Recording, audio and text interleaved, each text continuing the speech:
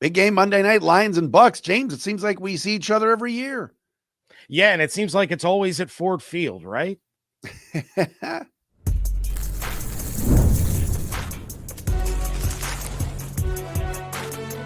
You are Locked On NFL Crossover, part of the Locked On Podcast Network. Your team every day. And what's good, everybody? Matt Derry, Locked On Lions. James Yarcho, Locked On Bucs. It is the Thursday crossover brought to you by our friends, of course, at Prize Picks. Download the Prize Picks app today. Use the code Locked On NFL to get $50 in lineups after you play your first $5 lineup. Big game for Monday night, part of a doubleheader. A 7 o'clock start. Best team in the NFC right now, Tampa Bay at 5-1. Many felt the Detroit Lions just a week ago were the best team in the NFC, suffering a loss, of course, Sunday night to the Chiefs. So they now sit at 4-2. Matt and James are going to break it all down for you. Talk about key matchups, certainly talk about storylines. James, you're right. We said it in the open. Lions and Bucs, just schedule maker, seems to have these teams playing together every year. A couple times, a couple years ago where it was the playoff game, but Bucs playing very well right now. And these are two heavyweights going at it Monday night, huh? Yeah, two heavyweights that are both banged up just on opposite sides of the field. So it's definitely going to be an interesting game. But, you know, it's like I said a couple weeks ago on a crossover with Locked On Eagles. When these teams keep winning the division, they're going to keep facing each other every year. So it's developing these non-divisional rivalries because you know you're going to end up seeing the team the following year. But yeah, this is a huge one, and it could have serious implications down the line. You know, whoever wins this might be hosting the other in an NFC championship in January. We want to thank all of you for making us your first listen, checking us out wherever you get your podcast. Check out Locked On Bucs on YouTube as well, on our YouTube channel as well. Yeah, storyline. Let's start, James, and I'll go same storyline as you, but I want you to expound a little bit on the offensive side with the Bucs and all the receivers. But on the defensive side, Lions are going to go into this game Monday night. And obviously, you and I are recording this way before this game is being played, but the secondary is just a major question mark for Detroit. Brian Branch, of course, suspended. Kirby Joseph, 1 minute Dan Campbell says he's going to try to play. The next minute Dan Campbell says, you know, do we hold him out a couple of weeks and rest that sore knee? Avonte Maddox is likely going to be out. Terrion Arnold is out. DJ Reed is out. Cornerback and safety extremely thin right now, as Baker Mayfield, who many are calling an MVP candidate, is coming to town. And so you're going to have a lot of backup DBs for Detroit. And it sounds like a lot of backup wide receivers and skill position players for the Bucs, right? Yeah, I mean, this is a team that has been without Mike Evans for a couple of weeks. You get Godwin back for 2 games. Now he's back out again. You lost Jalen McMillan in the preseason because Teddy Bridgewater threw him a hospital ball. He's still wearing a neck brace. He's not expected back until December. And then the leader in the clubhouse for Offensive Rookie of the Year, Emeka Egbuka, does not play the second half against the San Francisco 49ers because of a hamstring injury.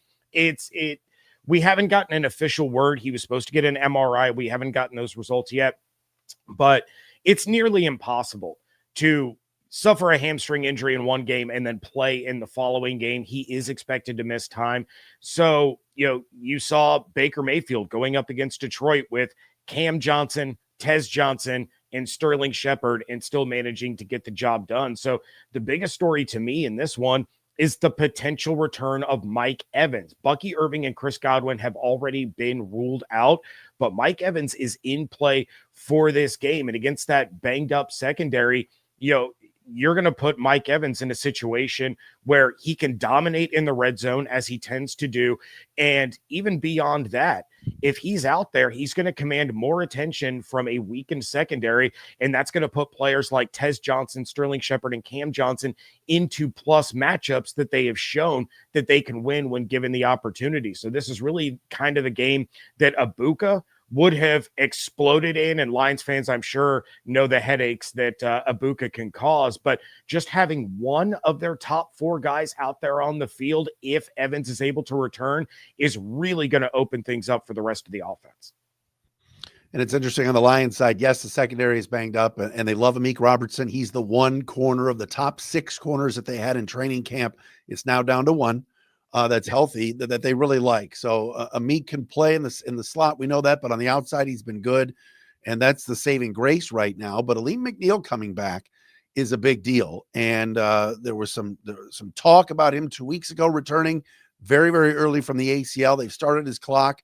Last week was about 50-50. Decided to keep him out of that Kansas City game, and they could have used him. But now this week he's going to be out there on Monday night, and to get Aleem back as that anchor of your defensive front up front in the interior, alongside Aiden Hutchinson, to go with DJ Reader, who's somebody Coach Campbell has said he's played very well lately. Tyleik Williams, their first round pick's been fine there, but nothing like getting Aleem McNeil back and trying to get some interior pressure on Baker, because like we said, just like last year, the defense starting to get a little bit banged up in Detroit, but no excuses. They did not play well on Monday night.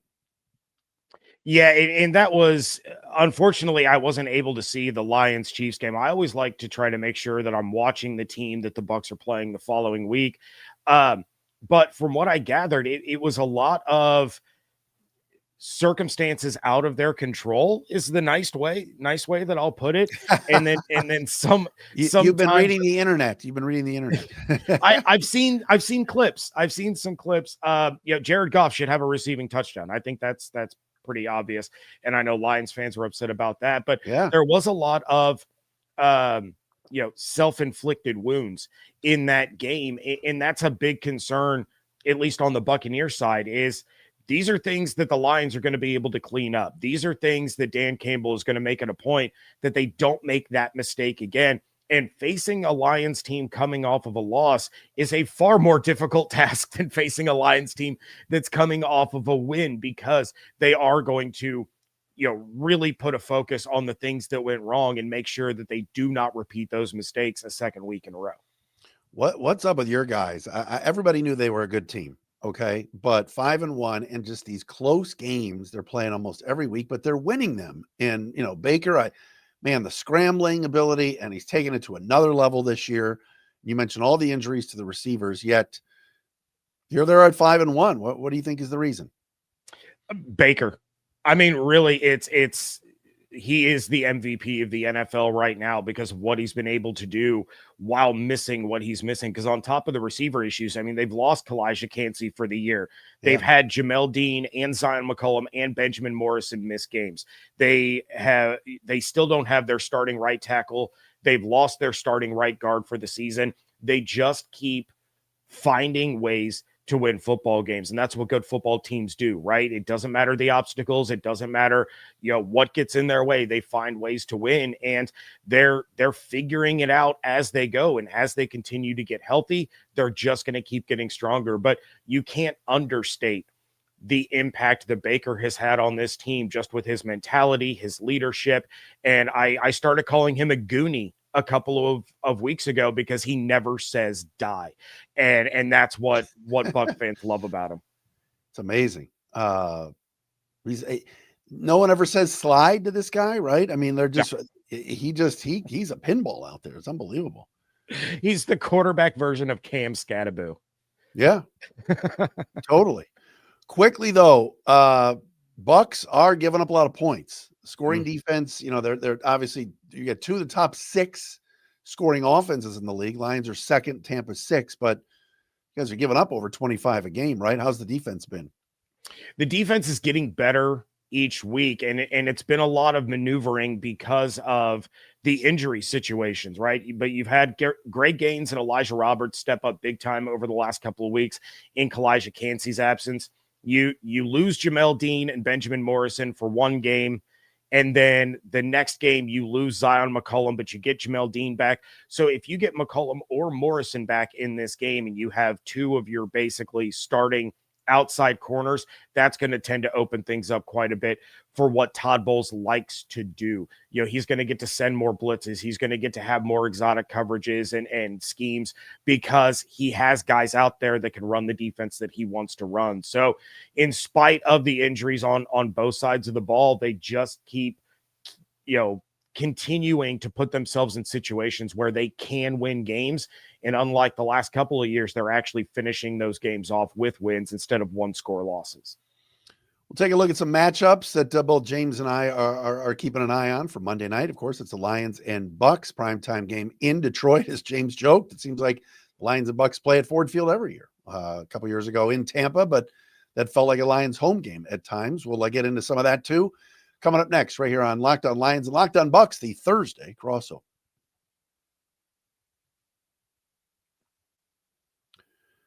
And this Thursday edition of Locked On Lions and Locked On Bucs brought to you by Mint Mobile. If you're still overpaying for wireless, it is time to say yes to saying no.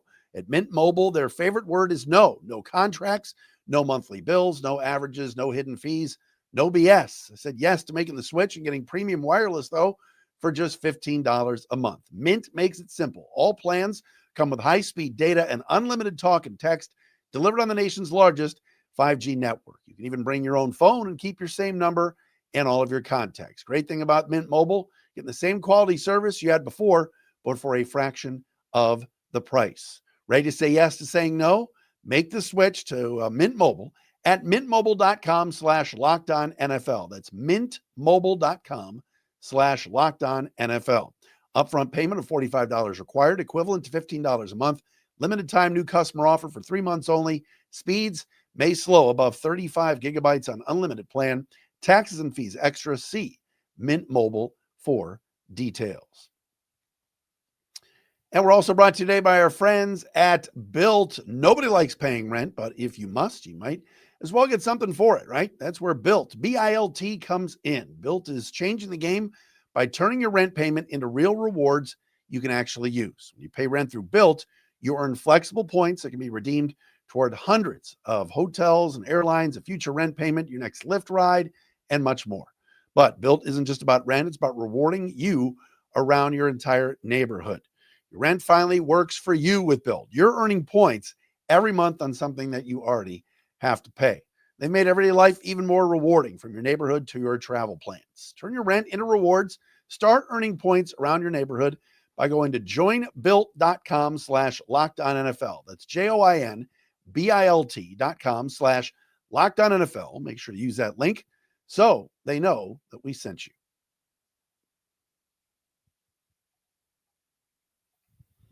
He is James Yarcho, Locked On Bucs, Matt Derry, Locked On Lions. Great to see James again, as you and I seemingly speak every year. And it's been a couple times with these two teams, and I love it. It's a developing a nice rivalry.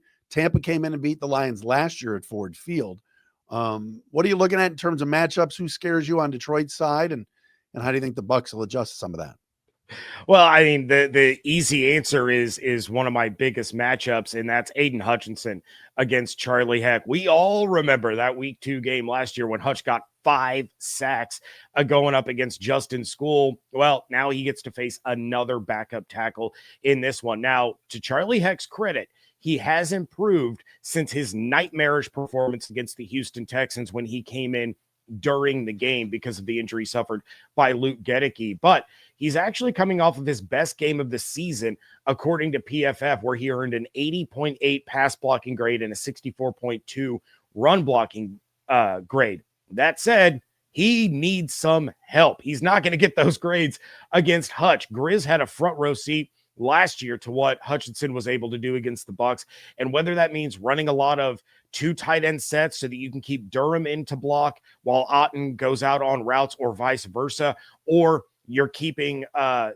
running back to help chip and buy Baker a little bit of time. You cannot allow Aiden Hutchinson to become a one-man wrecking crew for this defense. The offense is going to be able to move the ball down the field because of the secondary issues. You just have to make sure that you give Baker enough time to get the ball out of his hands. And that matchup between Hutch and Heck is going to be an absolute nightmare for Bucs fans.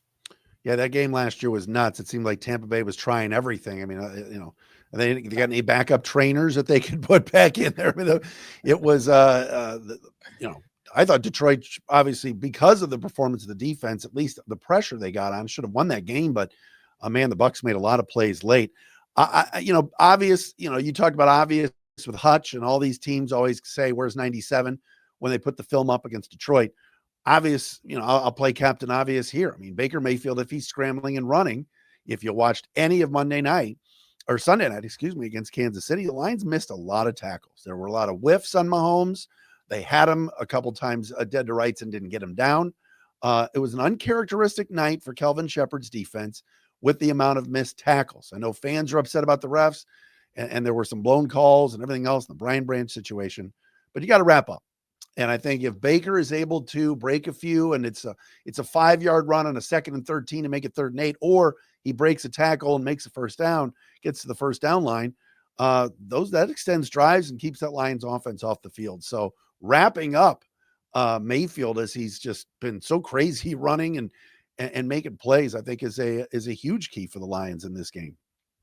Yeah, and as you kind of mentioned at the top, he needs to learn how to slide, but you don't want to take that aspect of his grittiness, I guess we'll say, out of his game, because if it wasn't for that, the Bucs don't convert on a scramble by Baker on 3rd and 14 to set up a touchdown pass against the Niners.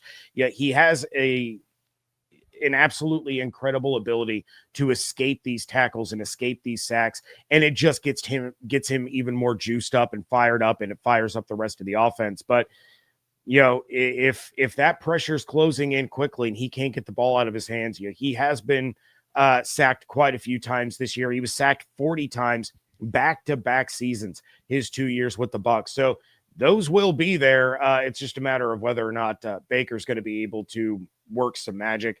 The other big one that I'm looking at, Matt, it's going to be Jamel Dean against Amon-Ra St. Brown. So we have one of the best receivers in the NFL going up against a corner that is playing out of his mind. Dean has been playing at an all-pro level, and he is going to have to be at his best on Monday night. On the season, he's been targeted 19 times. He's allowed 8 receptions, 0 touchdowns, and has 2 interceptions.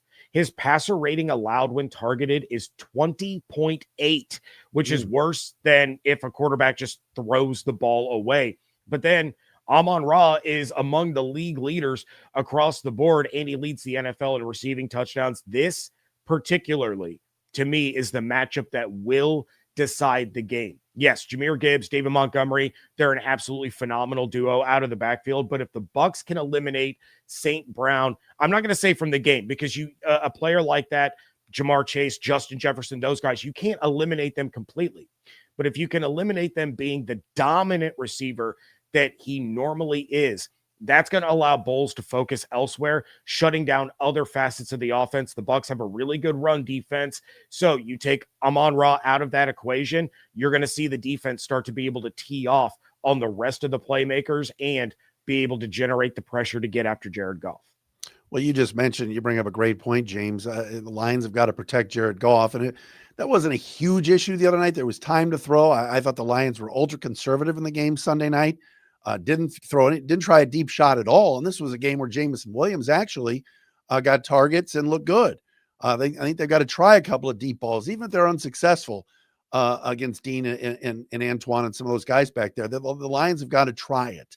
But to me, keeping Goff clean, Todd Bowles notorious for occasionally throwing the kitchen sink at Goff and blitzing. When the Lions have had success against Tampa these last couple of years, they've picked up some of those blitzes and some of the exotic things that Bowles does. So, it's always a key to me.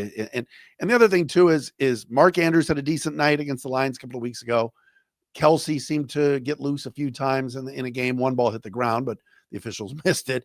Cade Otton is a guy too to keep an eye on, that the Lions can't allow to get loose in this game. So these are two very evenly matched teams, and it's perfect showcase for Monday Night Football and the way the Bucs have been playing. Wow. I mean, and I love the 7:00 start, James. I don't know about you, but I don't mind getting home a little earlier. Yeah, this is the second Monday night game now for the Bucs, and both times it's been the first part of a doubleheader. And for my sanity and for my sleep, I love the earlier kickoff. So yeah, I'm stoked about that one. All right, when we come back, how do these teams win? What are some things that both of us see where the Bucs can win and the Lions can win? We will do that coming up next. Locked On Lions, Locked On Buccaneers, the Thursday crossover.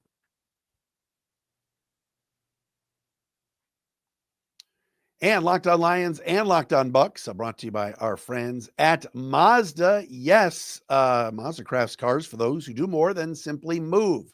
Mazda delivers confidence with every ride, with more IIHS top safety picks awards than anyone else. They got footwork, breathwork, athletes. They sweat all the details, but Mazda brings you the same intention to how they craft every model of car. You can make everyday lives feel like anything, but from smooth handling to intuitive controls with all-wheel drive standard and every crossover SUV, you can drive with confidence through almost any season. You know about winter season here in Michigan, that is for sure. Like our players, we sweat every detail because when you make every move count, impossible does become irrelevant. Mazda, move and be moved.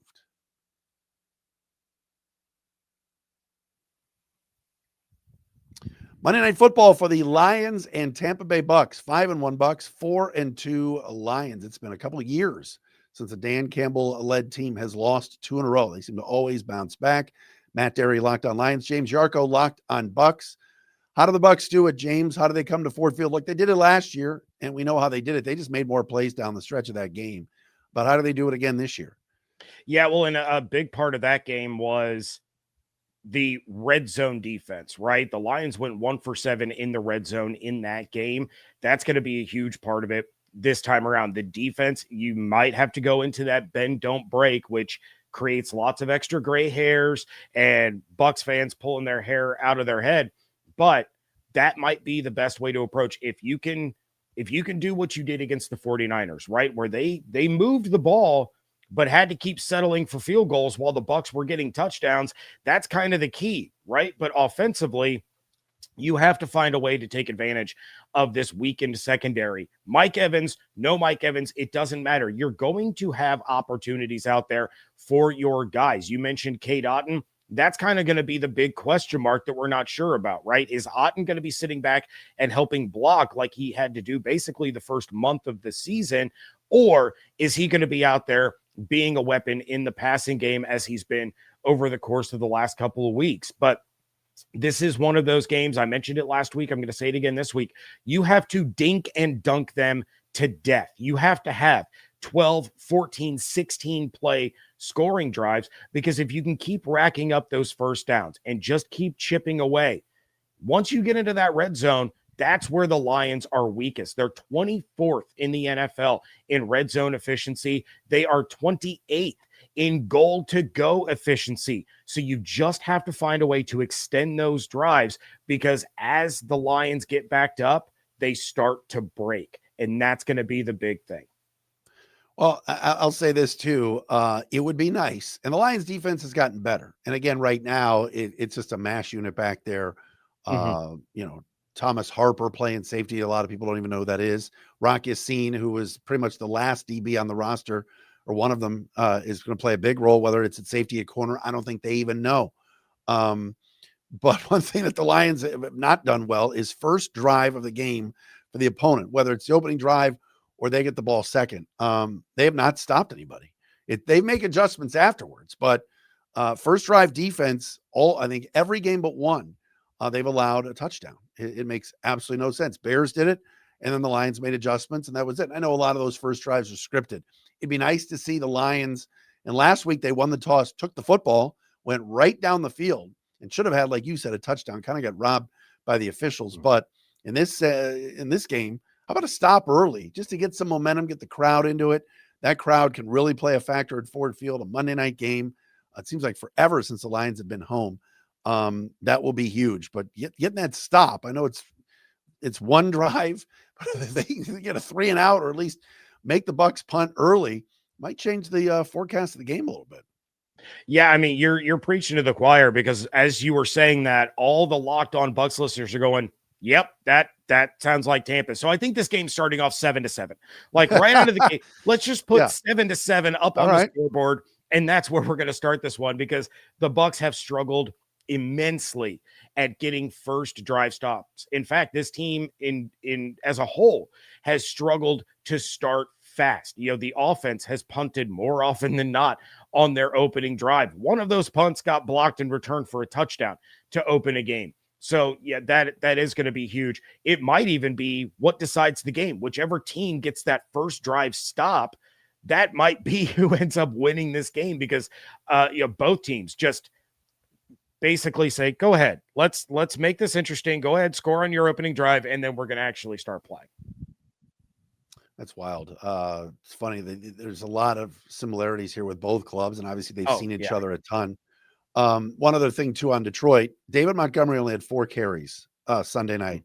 And it's been asked a couple of times of Dan Campbell this week about getting David Montgomery going again, because 2 weeks ago in Cincinnati, he was the star of the show. He went home. It was a great story, playing in front of friends and family and his sister in that story, but only 4 carries the other night. And look, he averaged 6 yards a carry, but they've got to, if Montgomery can carry that pile a little bit, you guys have such a great interior of the D line, but if a 3-yard carry can be a 4 or 5 yarder and they just establish the run and get back to kind of that pounding mentality that the Lions have with their O-line, I think they'll be in good shape. And you mentioned before about the Bucs run defense, which is always good.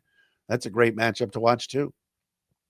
Yeah, well, and the other interesting thing that I had somebody mention on my last show that I really wasn't thinking about is Casey Rogers being on this Detroit Lions staff. He knows Todd Bowles as well as anyone, which makes the chess match between these two teams that much more interesting. But yeah, I think both of these teams they're gonna have to find a way to get something going on the ground. You know, the Bucs rush defense is basically top 5 across the board. You know, the Lions run defense, it's not bad.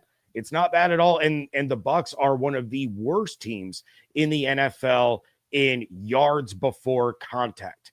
You know, that's a huge thing. Where they're just getting swallowed up at the line. Now, Rachaad White, Sean Tucker, Bucky Irving, when he was healthy, they were able to find ways to, escape and turn a negative into a positive. But, I would say between the two teams, obviously Detroit has the advantage at the running back position compared to the Bucs, with Bucky Irving being sidelined. Forgot about Mr. October, Sean Tucker. He always seems to find a way to get not playing much, then gets an opportunity, scores a touchdown. Pride of Syracuse. It's good to see him in the end zone the other day. Yeah, he's made the most of the opportunities that he's gotten. I would have expected more opportunities for him with Bucky Irving being sidelined, but to be fair, Rachaad White has been playing some fantastic football, both, in the run game, but then of course he's always been solid as a pass catching back and picking up those blitzes and buying Baker some time. So it's one of those things. The Bucs just signed another running back to their practice squad. They had to elevate Owen Wright last week because Josh Williams suffered a concussion. So the running backs are a hot mess outside of Rachaad and Sean Tucker. So it'll be interesting to see which one of these two teams really gets things going on the ground. Jahmyr Gibbs is a home run threat no matter where they are on the field. So that's something that is going to be a concern coming into this one. James, great to see you, and let's have some fun Monday night. Oh, absolutely, 100%. Now, you mentioned it earlier, the line is 5.5 for this game, and it's way too early for us to do predictions, right? I agree. Which way are you kind of leaning right now? I'm leaning can I do the old, there's a talk show host here in Detroit, a legend, Mike Stone. I could do an old Stoney bit and say, Lions win, Bucs cover. Like a 24-21 type of thing, or something like that, where the Lions get the dub, but maybe don't cover the 5.5. What do you think? Yeah, I'm kind of leaning, at the very least, the Bucs cover. I will say that it's so hard to beat Detroit coming off of a loss, but there's something special about this team, Matt. There really, really is. And I would say my caveat here is if Mike Evans plays and the Bucs get either Zion McCollum or Benjamin Morrison back for this game, so that you're not having to start Kindle Vildor. Shout out to him, though. Heck of a game against the Niners. Got an interception. That's a name Lion fans do not want to hear. Oh, yeah. Yeah. And they do now. They do want to hear it. They want him out there for the Bucs. Well, he's been making plays the last couple of weeks, but I would say if you get Evans and either McCollum or Morrison back in this game, the Bucs are going to pull off the upset. I intentionally did not bring up that Kindle Vildor had an interception last week, because I know that triggers the YouTube commenters. But all right, James, good stuff. Yeah, absolutely. Looking forward to Monday night. Thanks so much. Thanks so much, Matt. You got it. James Yarcho, Locked On Bucs. Matt Derry, Locked On Lions. Check us out. Friday editions tomorrow. We'll have more on this game, of course, and then Monday as well for Lions and Buccaneers, right here on the Locked On Podcast Network, the Thursday crossover, brought to you by Prize Picks.